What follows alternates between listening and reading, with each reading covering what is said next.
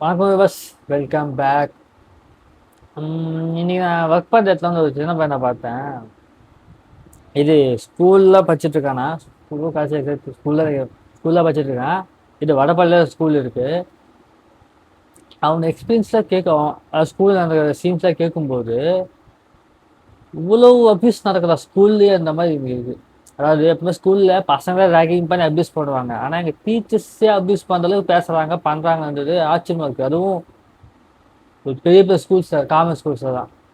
நான் கேட்டேன், இந்த மாதிரி ஒரு ஹோம்ஒர்க் மறந்து போயிட்டாக்கா எப்படி ஹோம்ஒர்க் முடிப்பாங்கன்னா 10 தான் எழுதி வைப்பாங்க. எங்கள் டவுட்டு, இன்னும் அந்த பழைய ஆதிகால் டெக்னிக் எழுதுன 10 வாட்டி உட்காந்து எழுதி வைக்கிறது, 100 வாட்டி உட்காந்து எழுதி வைக்கிறது, அதெல்லாம் இன்னும் ஆதிகால் டெக்னிக் இன்னும் மாற்றலையா? மேக்ஸ்ன்றது புரிஞ்சுக்கிட்டு போட தான் வரும். 10 தடவை உட்காந்து மனப்பா எழுதிடுவான்னு சொன்னா என்ன பண்ணுவான்? 10 தடவை உட்காந்து கற்றுப்பான் செய்வான். டைம் இருக்கு, டைம் எப்படி எழுதி முடிச்சுன்னு சொல்லிட்டு கட்ட கட்ட விடுக்கா பிடிக்காம கட்ட கட்ட சொல்லி காப்பி வச்சு போடுவான். அப்படி காப்பி வச்சா அவங்க வந்து மண்டையில் ஏறுமா மேக்ஸ்? ஸ்கூல்ல டீச்சர்ஸ் ஆபாசமான வார்த்தையா ரொம்ப கெட்ட வார்த்தை இல்லை, அதுக்குன்னு சொல்லிட்டு ஒரு அசிங்கப்படுத்துற மாதிரி இப்போ லேடிஸ் இருக்காங்க, அவங்க ரொம்ப அசிங்கப்படுத்துற மாதிரி கொஞ்சம் அப்யூசிவான வருஷம் யூஸ் பண்ணக்கூடாது.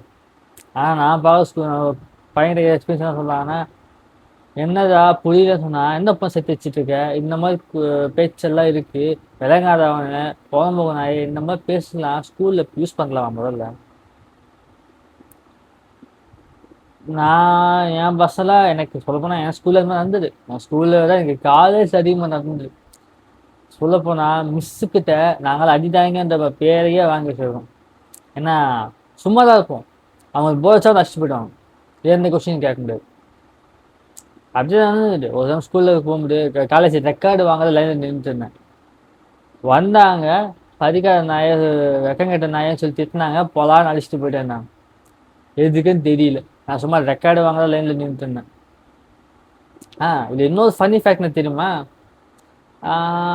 கமெண்ட் பண்ணுங்க எல்லாருமே, உங்களுக்கு நன்றியா சொல்லி. எல்லாரும் நாளைக்கு எக்ஸாம் என்ன பண்ணுவீங்க?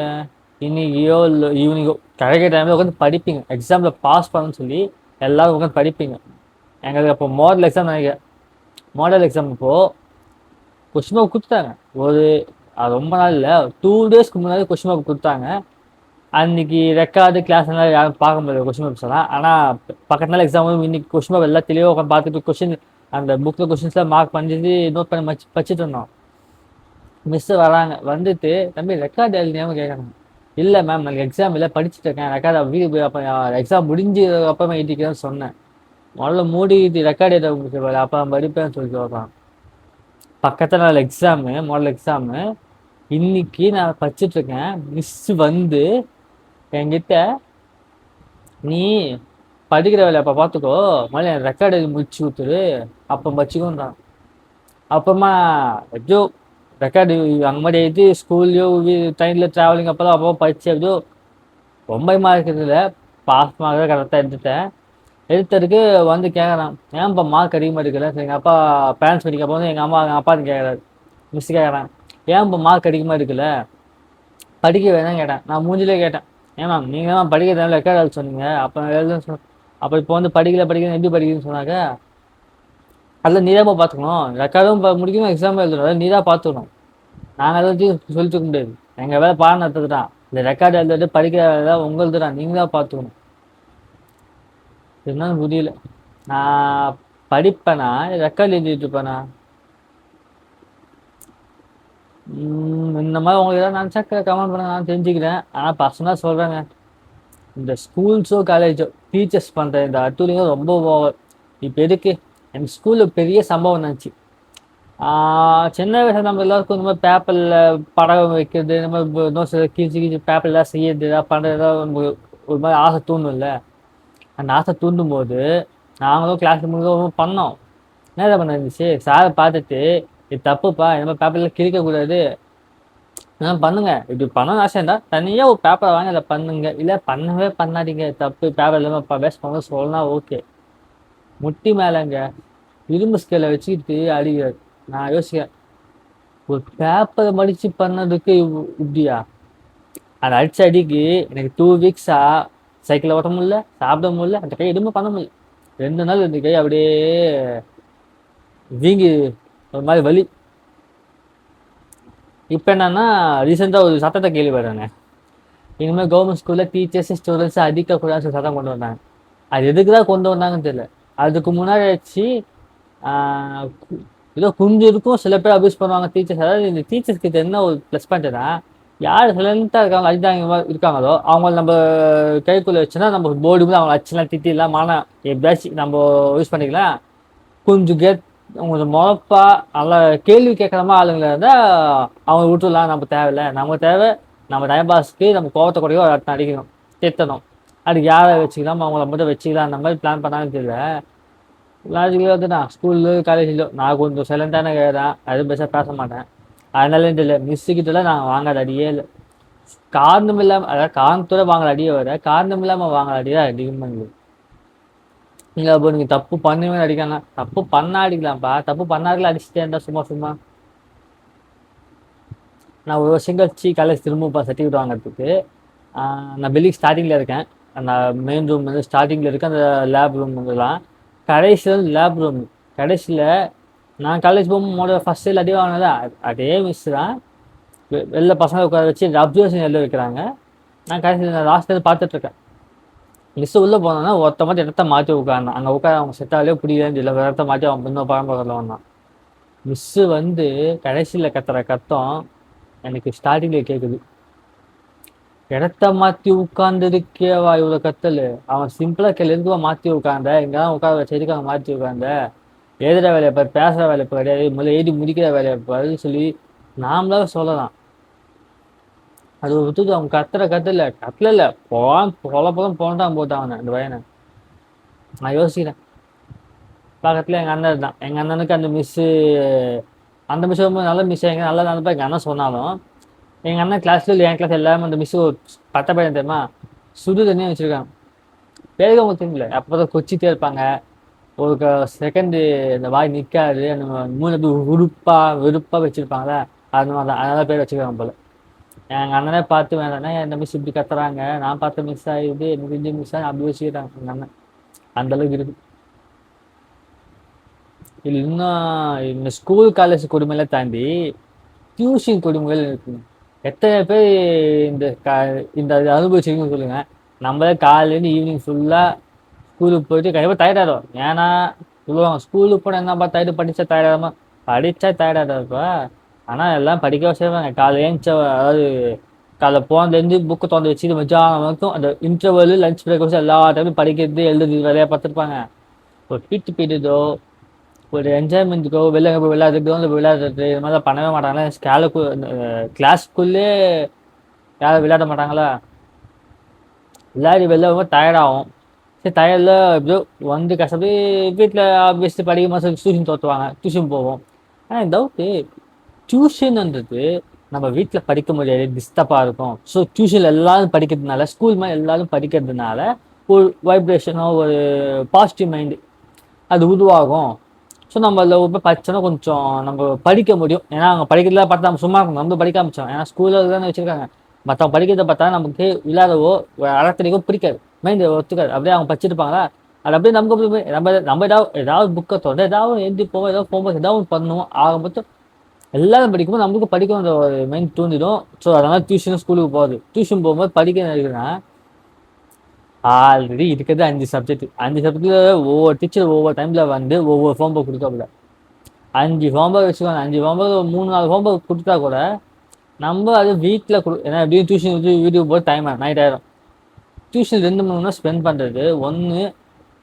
நம்ம இந்த ஹோம்ஒர்க்கை நம்மளே பண்ணிக்க முடியும் போது நம்மளுக்கு எது கஷ்டமான சப்ஜெக்ட் இருக்கோ அதை டியூஷனில் சொல்லி கற்றுக்கணும். First one.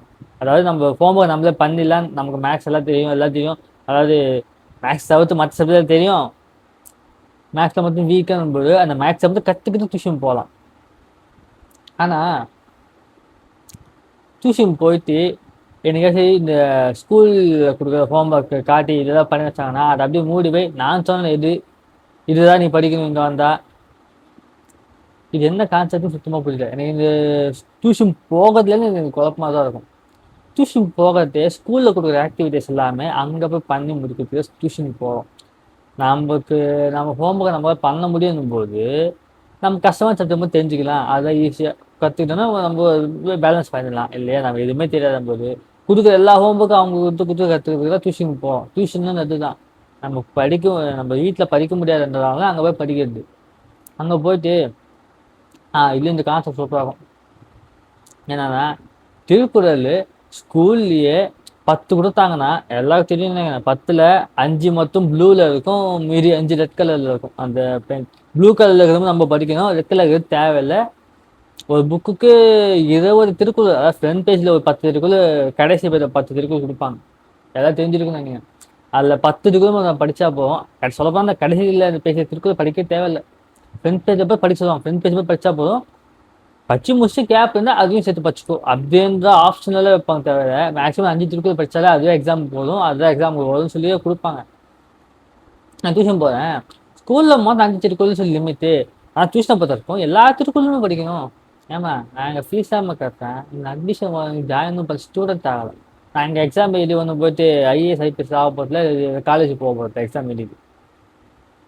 அங்கே போயிட்டு அவங்க ரூல்ஸ் பேசுறது எனக்கு பசங்க நடந்திருக்குங்க.